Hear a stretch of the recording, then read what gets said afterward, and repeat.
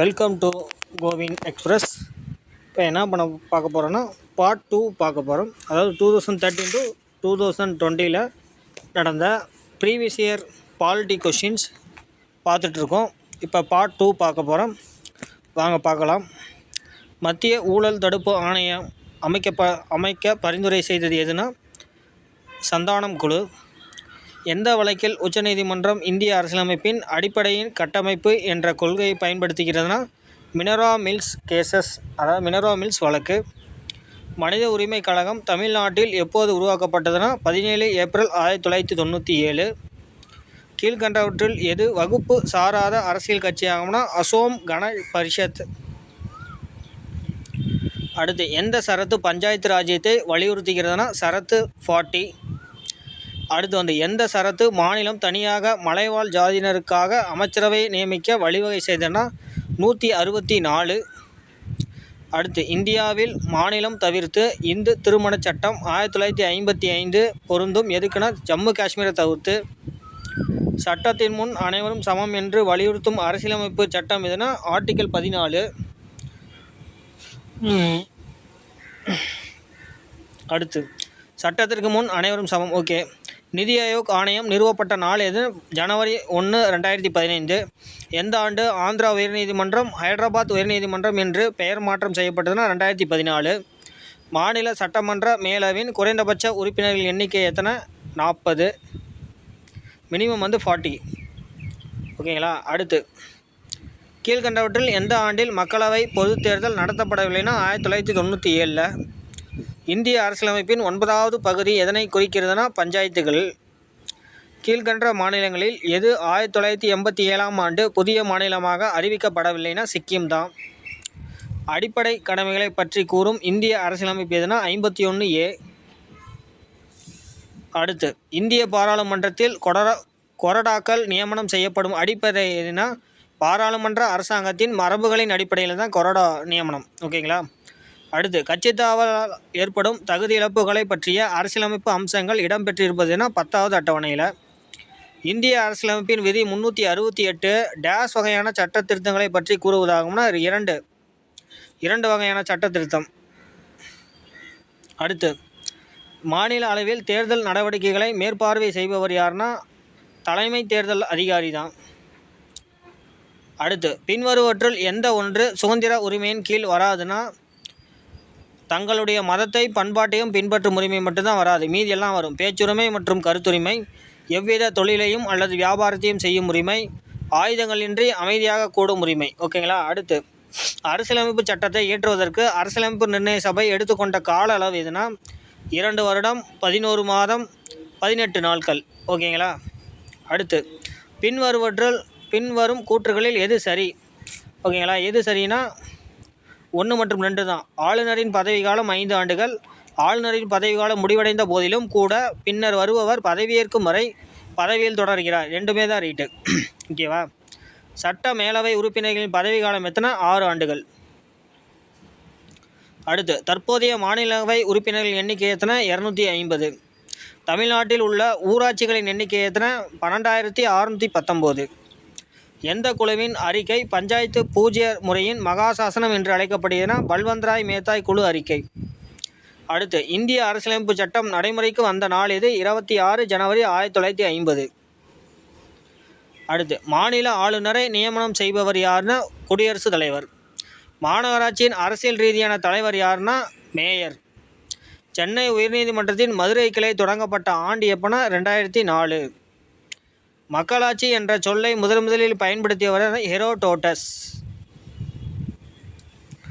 மொழி அடிப்படையில் உருவாக்கப்பட்ட முதல் இந்திய மாநிலம் எதுனா ஆந்திர பிரதேசம். அடுத்து, கருத்து காரணம். கருத்து என்ன சொல்கிறாங்க? வலுவான ஒற்றுமையின் விருப்பத்தின் பேரில் கூட்டாட்சி வழி நடத்தப்படுகிறது. காரணம், தனிப்பட்ட மாநிலங்களின் ஒற்றுமையின் தேவை கருதி இது உருவாக்கப்படுகிறது. என்னது? A மற்றும் R இரண்டும் சரி. ஏவின் சரியான விளக்கம் R ஆகும். ஓகேங்களா. அடுத்து, 1955 ஆண்டு குடியுரிமை சட்டத்தின்படி எத்தனை வழிகளில் குடியுரிமை பெறலாம்? 5 வகையில் குடியுரிமை பெறலாம், 3 வழிகளில் இழக்கலாம். ஓகேங்களா. அடுத்து, மத சுதந்திரத்தின் கீழ் வரும் சட்ட விதிகள் யாவைனா ஆர்டிக்கல் 25 to 28. ஓகேங்களா. தலைமை தணிக்கை கட்டுப்பாட்டு அதிகாரியின் சம்பளம் மற்றும் இதர படிகள் இவருடைய ஊதியத்திற்கு நிகரானது. யார்? உச்சநீதிமன்ற நீதிபதிக்கு. ஓகேங்களா. அடுத்து, இந்தியாவில் மத்திய அரசுக்கும் மாநில அரசுக்கும் இடையே உள்ள அதிகாரம் எவ்வாறு பகிரப்படுகிறதுனா பட்டியல் முறையில். ஓகேங்களா. மத்திய பட்டியல், மாநில பட்டியல், பொது பட்டியல்னு சொல்கிறோம் பார்த்தீங்களா, அந்த 3 பட்டியல் முறையில். ஓகேங்களா. அடுத்து, கூற்று காரணம். கூற்று: ஒவ்வொரு மாநிலமும் ஆளுநரின் தலைமையின் கீழ் உள்ளது. காரணம்: தேர்வுக்குழு எனப்படும் தேர்ந்தெடுக்கப்பட்ட சட்டமன்ற உறுப்பினர்களே ஆளுநரை தேடுகிறார்கள். A is true but R is false. A சரி ஆனால் ஆர் தவறு. ஓகேங்களா. அடுத்து, 73வது திருத்த சட்டத்தின்படி மக்கள் தொகையின் அடிப்படையில் எந்த அளவிற்கு கீழ் உள்ள ஒரு மாநிலம் இடைநிலை, அதாவது பஞ்சாயத்து சமிதி அமைப்பை உள்ளாட்சி அமைப்பில் உண்டாக்கக்கூடியதுனா 20 லட்சத்துக்கு குறைவாக. ஓகேங்களா. அடுத்து, இந்திய அரசியலமைப்பு பற்றி கீழ்கண்டவற்றில் எது உண்மை அப்படின்னா, நவம்பர் 26, 1949 ஏற்றுக்கொள்ளப்பட்டு ஜனவரி 26, 1950 சட்டமாக்கப்பட்டது. அடுத்து, முன்னாள் அதிகாரியுடனான ராஜ்யசபா தலைவர் யாருன்னா வைஸ் ஜனாதிபதி, அதாவது வைஸ் பிரசிடென்ட் தான். அடுத்து, பட்டியல் 1 பட்டியல் 2 தேர்வு பொறுத்துக்க. ஓகேங்களா. என்னது? நிதிக்குழு உறுப்பினர்கள் என்ன? 280. தேர்தல் ஆணைய உறுப்பினர்கள் என்ன? 324. யூபிஎஸ்சி உறுப்பினர்கள் என்ன? 316. எஸ்சி எஸ்டி ஆணைய உறுப்பினர்கள் என்ன? 338. ஓகேங்களா. அடுத்து, காரணம். கருத்து. காரணம் கருத்து என்ன? இந்திய குடியரசுத் தலைவர் அரசின் செயலாட்சித்துறை தலைவர் ஆவார். காரணம் என்ன? அவர் இராணுவத்தின் முப்படை தளபதி ஆவார். ஏ மற்றும் ஆர் இரண்டும் சரி. ஏயின் சரியான விளக்கம் ஆர் அல்ல. ஓகேங்களா. இதுதான் ஆன்சர். அடுத்து, மக்களவையில் அவையை நடத்துவதற்கு தேவையான குறைந்தபட்ச உறுப்பினர்கள் எண்ணிக்கை என்பது மொத்த உறுப்பினர்களில் 10ல் 1 பங்கு இருந்தால் போதும் மக்களவையில். ஓகேங்களா. அடுத்து, இந்திய திட்ட கமிஷனுக்கு எது சரியானதுன்னா 4 தான் சரியானது. ஓகேங்களா.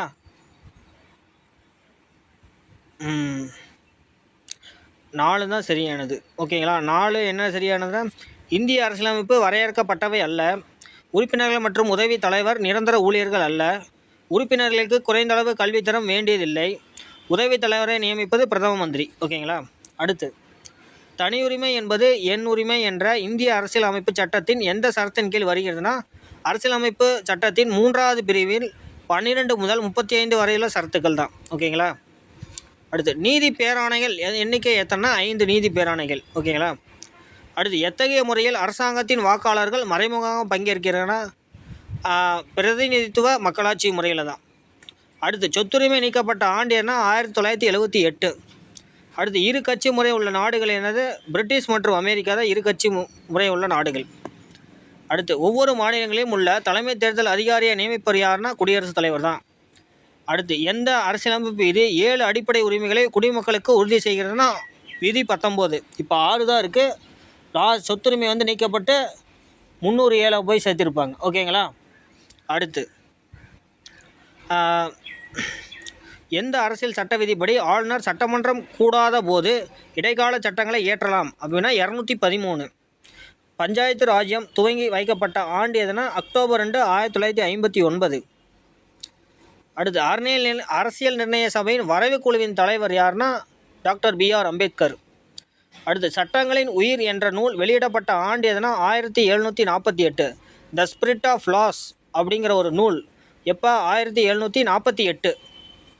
அடுத்து, சமூக இடஒதுக்கீட்டு கொள்கை தொடர்பாக அடிப்படை உரிமையில் முதல் சட்ட திருத்தத்தை கொண்டு வந்தவர் யாருன்னா பண்டிட் ஜவஹர்லால் நேரு தான் கொண்டாந்தார்.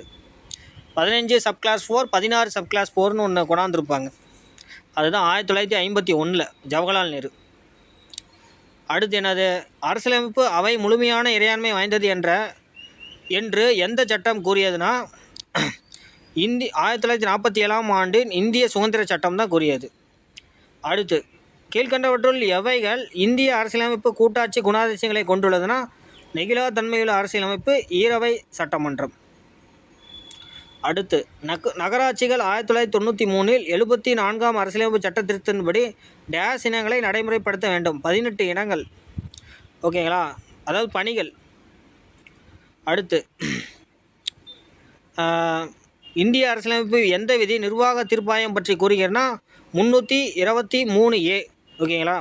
அடுத்து, 1952ஆம் ஆண்டு பொது தேர்தலின் போது இந்தியாவில் எத்தனை அங்கீகரிக்கப்பட்ட கட்சிகள் இருந்ததுன்னா 14 கட்சிகள். அடுத்து தனிமை உரிமை என்பது அடிப்படை உரிமை என எந்த நீதிமன்றம் அறிவித்ததுன்னா சுப்ரீம் கோர்ட் ஆஃப் இந்தியா, அதான் இந்திய உச்சநீதிமன்றம் தான்.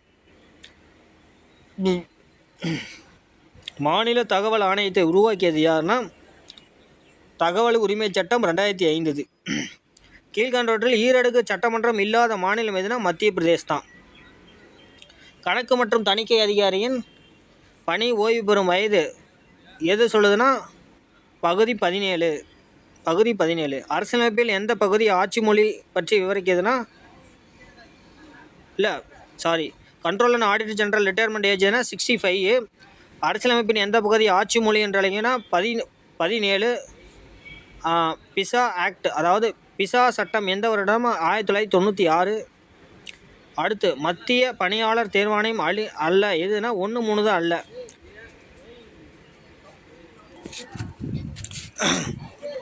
அடுத்து மத்திய கண்காணிப்பு ஆணையம் அமைக்கப்பட்டது. இந்த மத்திய அரசின் செயலாட்சி குழுவின் தீர்மானத்தின்படி. அடுத்து அமைச்சக வளைவின் அடிப்படை கல் என அழைக்கப்படுவது எதுனா குடியரசுத் தலைவர். அடுத்து இந்திய அரசியலமைப்பின் எந்த பகுதி மற்றும் உறுப்புகள் தேர்தல் பற்றியதாகும்? பகுதி 15, உறுப்புகள் 324 to 329. அடுத்து தமிழ்நாட்டிற்கு எத்தனை ராஜ்யசபா இடங்கள் உள்ளன? 18. அடுத்து 5 வகையான நீதி பேராணைகள்: ஆட்கொணர்வு, செயலுறுத்து, நெறிமுறை கேட்பு, தடையுறுத்து, அதுக்கப்புறம் என்னென்னா தகுதி வினவு. ஓகேங்களா? அடுத்து அதிகார பங்கீடு எந்த முறை அரசாங்கத்தின் முக்கிய அம்சமாகும்? கூட்டாட்சி முறை அரசாங்கத்தோட இதுதான். ஓகேங்களா? அடுத்து தேசிய மனித உரிமை ஆணைய சட்டம் 1993 படி கீழ் வருபவர்களில் யார் அதன் தலைவராக இருப்பார்னா இந்திய உச்சநீதிமன்றத்தின் ஓய்வு பெற்ற தலைமை நீதிபதி தான். ஓகேங்களா? அடுத்து சாதாரணமாக ஒரு மாநகராட்சியின் மக்கள் தொகை எத்தனை? 10 லட்சம். இந்திய அரசியலமைப்பின் எப்பகுதியில் மாநில அரசாங்கம் பற்றி விளக்குகிறதுனா பகுதி 6. அடுத்து அரசியல் நிர்ணய சபையால் தேசிய கீதம் ஏற்றுக்கொள்ளப்பட்ட ஆண்டு ஜனவரி 24, 1950. 1948 அமைக்கப்பட்ட முதலாவது மொழிவாரி மாகாண ஆணையத்தின் தலைவர் யாருன்னா எஸ்கே தார் கமிட்டி. ஓகேங்களா? எஸ்கே தார் தான். அடுத்து 1975 ஆண்டு நம் நாட்டில் அவசரநிலை ஆட்சியாக கொண்டு வந்தவர் யாருன்னா இந்திரா காந்தி தான்.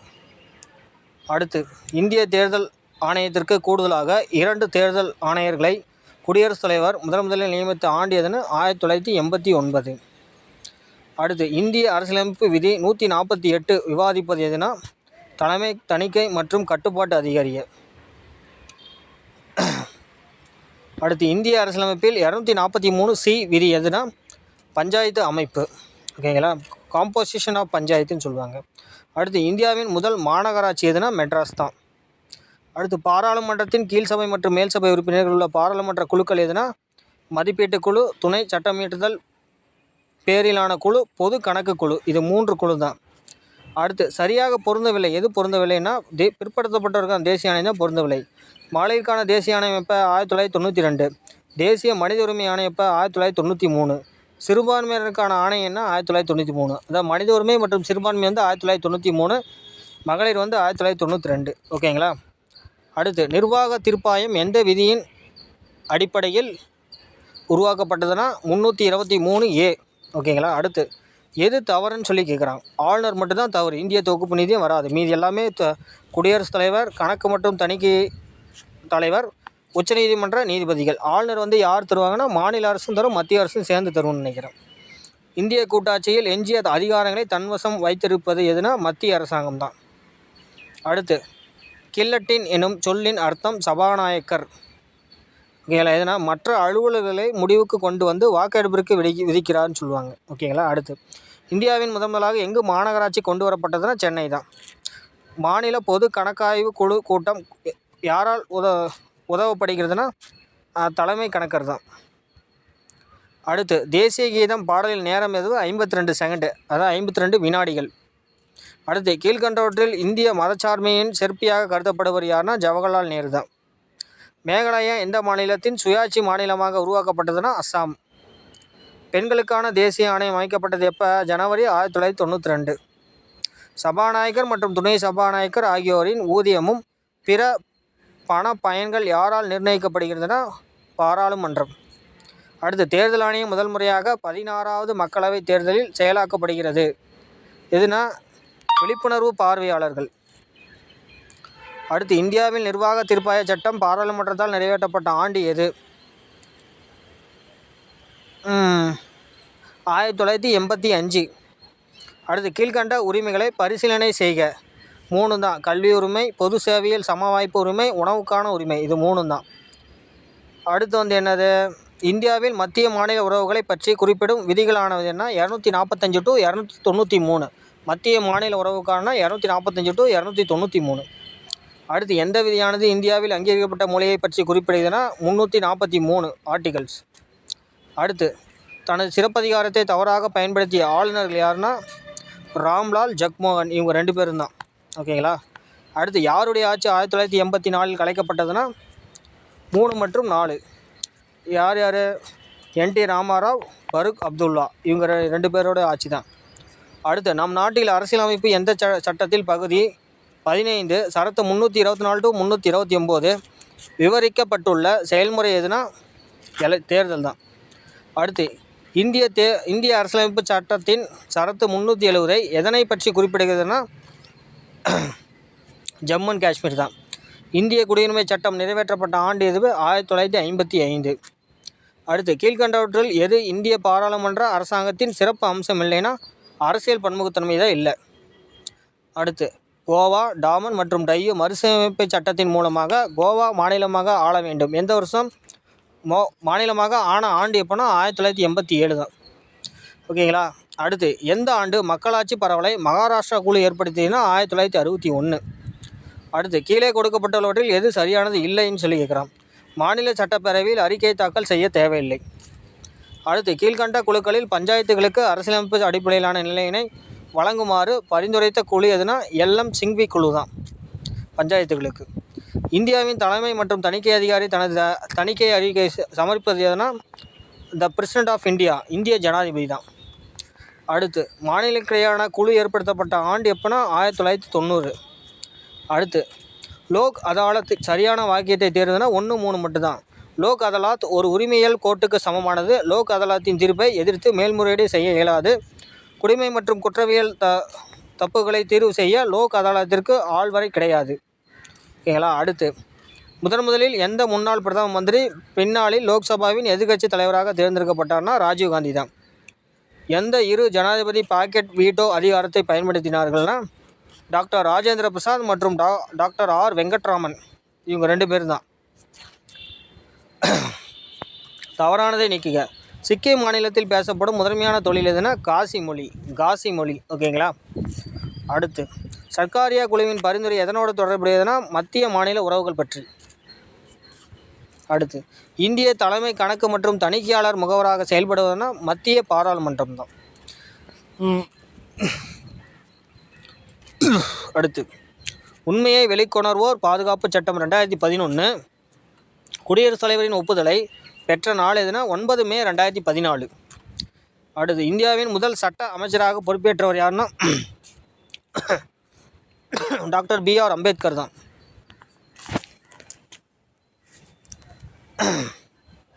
பிரதம மந்திரியின் தலைவராக இருக்கிறவர் யாருன்னா தேசிய திட்டக்குழு தான். இந்திய அரசியலமைப்பில் திருத்தம் கொண்டு வர எந்த விதி பயன்படுத்தப்படுகிறதுனா விதி 368. அடுத்து மாநில சட்டமன்றத்தை பற்றி எந்த விதியானது குறிப்பிடுகிறதுனா 169வது விதி மாநில சட்டமன்றம். அடுத்து எவ்வகை மசோதா இந்திய பாராளுமன்றத்தின் 2 அவைகளிலும் தனித்தனியே சிறப்பு பெரும்பான்மையில் நிறைவேற்றப்பட வேண்டும்னா அரசியலமைப்பு சட்ட திருத்த மசோதா, அதாவது 3ல் 2 பங்குன்னு சொல்லுவாங்க. அடுத்து இந்திய தேர்தல் ஆணையத்தின் எத்தனை தேர்தல் ஆணையர்கள் உள்ளனா 3 பேர் இருப்பாங்க. அடுத்து பாராளுமன்றத்தின் கூட்டுத்தொடர் எந்த மசோதா கொண்டு வருவதற்கு பயன்படுத்தப்படுகிறதுனா சாதாரண மசோதா கொண்டு வருவதற்கு. ஓகேங்களா? சாதாரண மசோதா கொண்டு வருவதற்கு தான். அடுத்து பொது கணக்கு குழுவின் அறிக்கை சமர்ப்பிக்கப்படுவது எதுனா லோக்சபாவில், மக்களவையில். அடுத்து கீழே கொடுக்கப்பட்டுள்ள எது சரியானது இல்லை, எது இல்லைன்னு கேட்குறேன். அதாவது 9 நகராட்சியை பற்றி குறிப்பிடுகையில் எது இல்லைன்னா B தான் இல்லை. நகராட்சிகளுக்கென்று தனியொரு நிதி ஆணையம் உருவாக்குவதற்கு அது மட்டும் தான் இல்லை. மீதி 3 இருக்குது. நகராட்சிகளுக்கு மானிய உதவி மாநிலங்களின் தொகுப்பு நிதியிலிருந்து கொடுக்கப்படுகிறது. மாவட்ட திட்டத்திற்கு குழு அமைக்க, பெருமாநகர திட்டங்களுக்கு குழு அமைக்க. ஓகேங்களா. இந்திய அரசியலமைப்பின் 11வது பகுதி எத்தனை விரிவிக்கிறதுனா மத்திய மாநில உறவுகள் பற்றி.